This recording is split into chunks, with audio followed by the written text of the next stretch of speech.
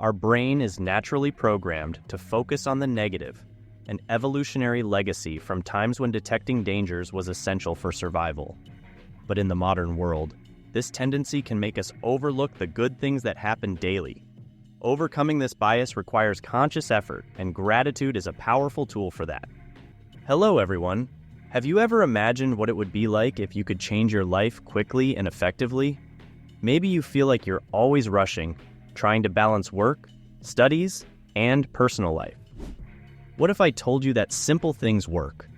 What if I told you that you don't need to do anything extraordinary to achieve this? Keep watching, because in today's video, I'm going to show you how to get out of your current situation. If you're always feeling tired, low on energy, lacking motivation, and lost, then this video is for you. Firstly, we need to understand a fundamental principle. Without understanding, we are doomed to fail. We won't be able to move forward in the next steps if we don't have clarity about what will be said. Just as muscles need regular exercise to strengthen, our brain also needs constant stimulation. Daily exercises are essential to keep the mind sharp and agile. If you've maintained a sedentary lifestyle and poor diet throughout your life, your brain has adapted to this way of living.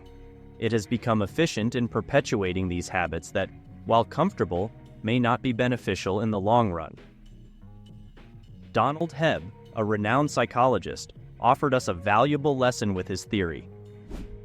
Neurons that fire together, wire together. This revolutionary idea shows us that by repeating positive behaviors, we're reinforcing the neural connections that facilitate the recurrence of these behaviors in the future. The more we practice good habits, the more our brain leans towards adopting them as the norm.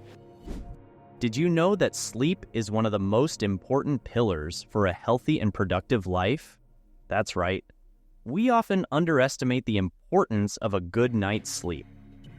Sleeping well is not just about resting, but renewing our energies and preparing our brain for a new day. Trying to make up for lost sleep on weekends doesn't work because our body needs consistency. Let's talk a bit about improving the quality of your sleep. First, establish a bedtime routine. Try to go to bed and wake up at the same time every day, including weekends. This helps regulate your biological clock. Avoid caffeine and electronics before bedtime. The blue light from devices can interfere with the production of melatonin, the sleep hormone.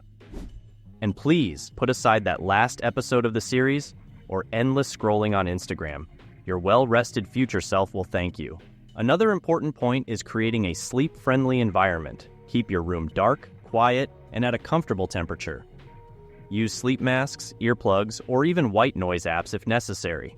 Investing in a good mattress and pillows also makes a big difference. If you have trouble falling asleep, try relaxation techniques like meditation or deep breathing. You know that moment when you toss and turn in bed, thinking about all the embarrassing things you did in third grade? Well, quality sleep will help avoid those awkward thoughts. Now let's talk about gratitude. Practicing gratitude can transform your life's outlook in surprising ways. The concept of hedonic adaptation explains that we quickly get used to good things, and soon they don't make us as happy. This can lead us to constantly seek new sources of pleasure and feel dissatisfied with what we already have. By practicing gratitude, we remember the good things we have and value our achievements and happy moments more.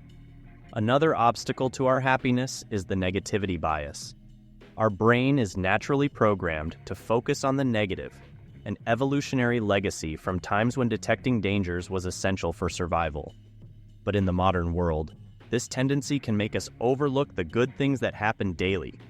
Overcoming this bias requires conscious effort, and gratitude is a powerful tool for that.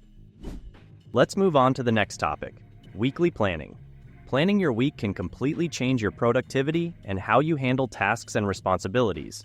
Instead of feeling overwhelmed by an endless to-do list, planning helps distribute tasks throughout the week, making everything more manageable.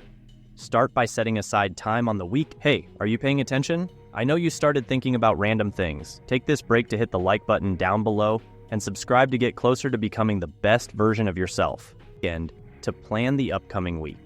Make a list of all the tasks and commitments you need to complete. Then, distribute these tasks across the weekdays according to your priorities and deadlines. Make sure to include time for breaks and leisure activities, as these are crucial for maintaining your well-being and avoiding burnout. Use planning tools that work for you.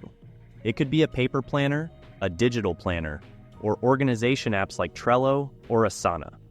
The important thing is to find a system that you like and can follow consistently. Also, set realistic and achievable goals.